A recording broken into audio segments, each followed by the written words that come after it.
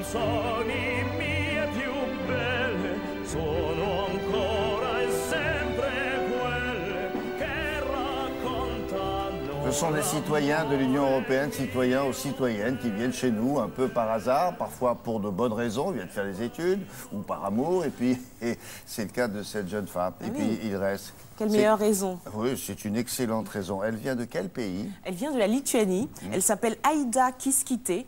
Et donc, du coup, on rajoute De Gex, puisqu'elle s'est mariée à un Français qui s'appelle Jean-Michel De Gex.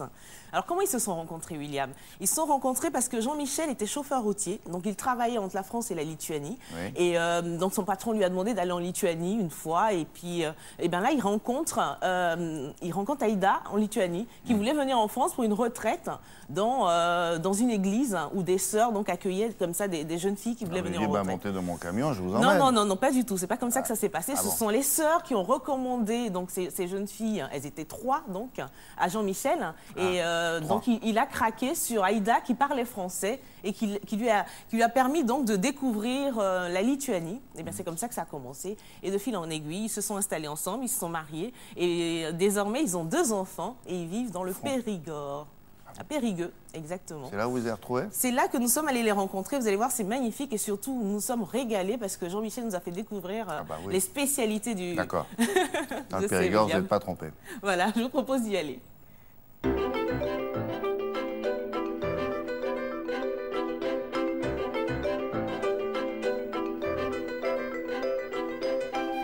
En France, je suis arrivée en 1996. Ça fait du temps. Est-ce qu'on peut dire que c'est par amour que vous êtes venu en France? Exactement, voilà. C'est lui qui m'a fait venir en France. C'est mon mari, Jean-Michel. Je n'ai pas eu peur de quitter ma famille, mon travail, mes amis, ma vie en Lituanie pour venir ici parce que je savais que je serais bien soutenue. Et j'ai pu trouver ma place ici en France, surtout ici en Dordogne, et je suis très heureuse ici. J'ai fait les études de journalisme à UT de Bordeaux et je travaillais pendant plus de 10 ans dans une radio locale. Alors vous vous sentez française maintenant, Aida? Non. Non, je suis toujours une Lituanienne qui vit en France. Vous êtes très impliquée dans votre vie ici, dans votre ville.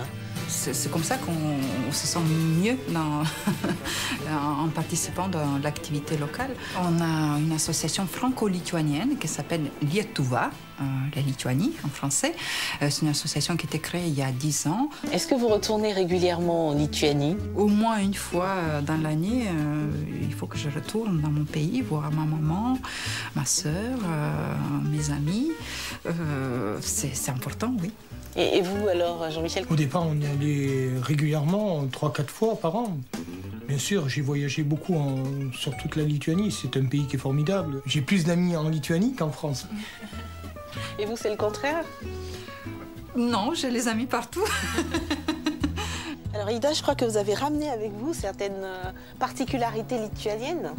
Oui, c'est Pirtis sauna, venez voir. Voilà, on rentre dedans. Regardez, c'est chauffé avec feu de bois et c'est les galets des rivières qui fait réchauffer l'atmosphère. En plus, on a les bonnets et de l'eau pour avoir plus d'humidité. Attention, vapeur. Et à quoi servent les bonnets alors? Pour ne pas avoir chaud aux oreilles et aux yeux. Ah oui, ben là on va chercher les maillots de bain alors. Exactement.